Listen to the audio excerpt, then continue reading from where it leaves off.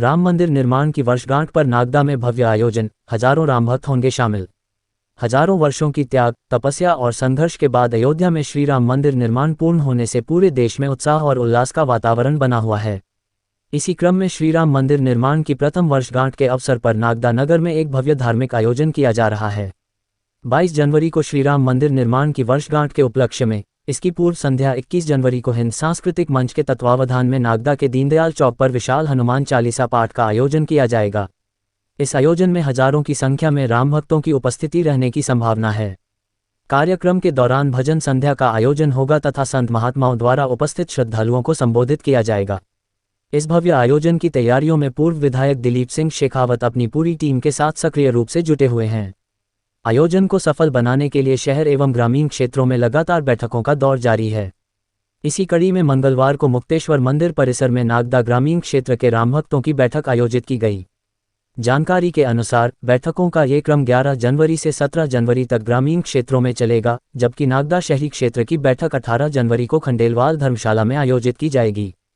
पूर्व विधायक दिलीप सिंह शेखावत ने नगर एवं ग्रामीण क्षेत्र के समस्त नागरिकों से अधिक संख्या में उपस्थित होकर इस धार्मिक आयोजन की शोभा बढ़ाने की अपील की है। विलय में जल जाऊं, मर जाऊं, लेकिन जब भी इतिहास लिखा जाएगा तो मेरा नाम आग लगाने वालों में नहीं, आग बुझाने वालों में होगा। गिलहरी को क्यों याद करते हैं? राम सेतु में हनुमान जी, नल, नील, अंगद ऐसे लोगों का योगदान उसमें रहा। प्रभु श्री राम की अप्रत्यक्ष कृपा उस पर रही जब राम सेतु बना। लेकिन आज लोग गिलहरी को याद करते ना, इसलिए कभी यह नहीं सोचना कि किस गांव से कितने लोग आए, तो आपकी ताकत कितनी है। जब हुकार मार के आप जैसे सामर्थ्यवान कार्यकर्ता जब उठता है तो फिर नागदा की सड़कों पे भगवा ही भगवा दिखता और कोई कलर नहीं दिखता। और इसलिए आज 22 तारीख है, कार्यक्रम 21 तारीख को है। हनुमान जी जैसे भूल मत जाना, अपने बल को भूल मत जाना।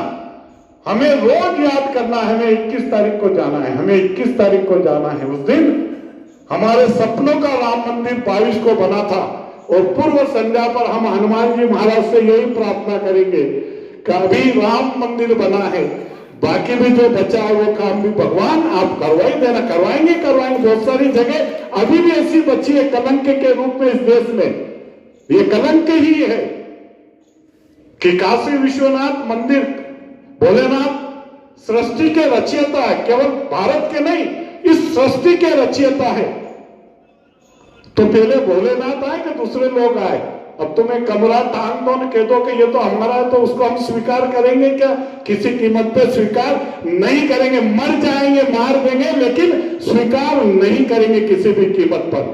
और इसलिए ये जो ताकत है, ये जो किस्म के कार्यक्रम होते हैं, यही कार्यक्रम हिंदू समाज को याद दिलाता है कि अभी भी कलंक देश में बचे और उस कलंक को हमको हमारे कदमों से नाप को और उस कलंक को हमें मिटाना है। तो मैं ये मानूं कि नागदा ग्रामीण से हमारे उस कार्यक्रम में कम से कम संख्या, बिल्कुल कम से कम, कितनी आ जाएगी? कितनी आ जाएगी? बोलो नहीं, आज डरते क्यों? पूरी कर ही लेंगे दादा, यहां से कमाएंगे तो और कहां से टेक ही देंगे। टेक नहीं, क्या करना है? हाँ, कोई कसर छोड़ाएंगे क्या? राम जी को काम है। हमको जैसे मैंने कहा ना कि उस बैठक में मैंने कोई फोन नहीं करा, ये आप लोगों ने करवा ली बैठक।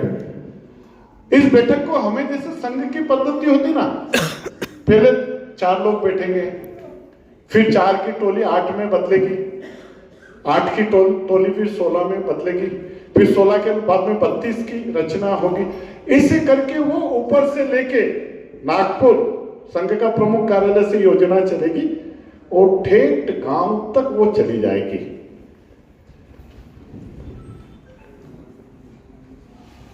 तो कुल मिला के आज से हमें क्या काम करना कि एक संख्या हम तय करें, एक तारीख। एक तो जैसे नागदा में कौन सी तारीख से? 11 तारीख से। 11 तारीख से लेके और 17 तारीख तक हम 35 वार्डों की बैठक कर लेंगे। तारीख भी लिखवा दी। क्योंकि आज हमारी संख्या बहुत ज्यादा है, इसलिए आज इतनी जल्दी गांव की संख्या नहीं है, कौन सी तारीख को कहां बैठक है तय नहीं हो पाएगी। क्या बोल रहा हूं, जिस पत्थर पे हमने सिंदूर लगा दिया वो हमारा पेरूजी है, जो भी आएगा वो हमारा। और आप भी नेता से कम थोड़ी हो। मंगल दादा, गांव में ऐसा नहीं सोचना मैं चला था मंजिले अकेला, मैं चलता गया और कारवां बनता गया। मैं चला तो मंजिल के लिए अकेला ही था, मुझे विश्वास भी नहीं था कि मेरे पीछे कारवां आएगा। लेकिन जब शंकराचार्य जी चले थे और पूरी धरती को नापने के लिए, तो उन्हें भी पता नहीं था कि अपने पांव से इस धरती को नाप लूंगा। नाप ही ली कि नहीं प्रेमानंद जी महाराज।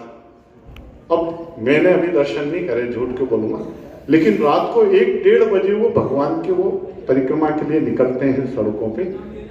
1 लाख लोग 1 लाख लोग रात को कतारबद्ध खड़े रहते हैं खाली दर्शन करने के लिए। 1 लाख लोग यार, क्या श्रद्धा होगी प्रेमानंद जी महाराज की। और भी संतों के प्रति श्रद्धा है, लेकिन एक उदाहरण मैंने दिया। इसलिए कभी ये नहीं सोचना मेरे गांव में 5 लोगों की बैठक होगी, अच्छा नहीं लगेगा, लोग क्या कहेंगे, कुछ नहीं यार। जितना होगा वही हमारे लिए भगवान का, तो एक कण भी होगा तो वो प्रसाद यार, एक कण भी। बूंद बूंद से घड़ा बढ़ता है ना।